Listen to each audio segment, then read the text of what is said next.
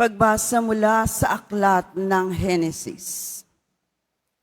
Nilikha ng Diyos ang tao mula sa alabok, hiningahan sa ilong at nagkaroon ng buhay.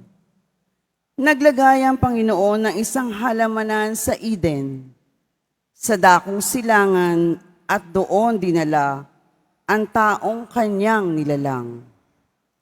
Pinasibol niya roon ang lahat ng uri ng kahoy na nakalulugod sa paningin at masasarap ang bunga. Sa gitna ng halamanan, naroroon ang punong nagbibigay buhay at ang punong nagbibigay ng kaalaman tungkol sa mabuti at masama.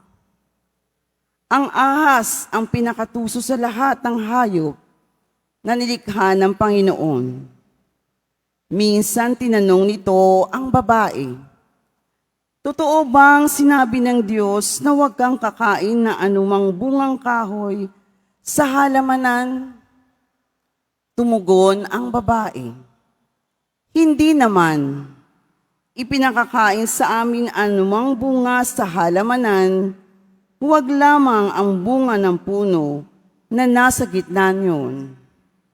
Pag kami raw ay kumain ng bunga nito o humipo lamang sa punong iyon, mamamatay kami." "Hindi totoo yan. Hindi kayo mamamatay," wika ng ahas.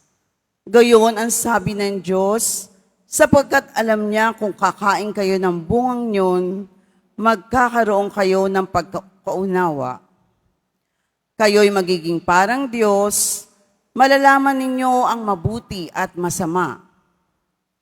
Napakaganda sa paningin ng babae ang punong kahoy at sa palagay niya'y masarap ang bunga nito.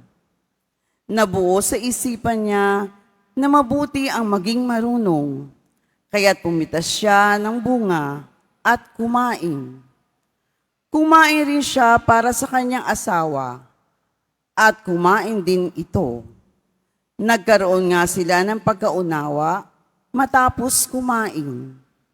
Noon nila nalaman sila'y hubad, kaya't kumuha sila ng mga dahon ng igos, pinagtagdi-tagdi at ginawang panakip sa katawan.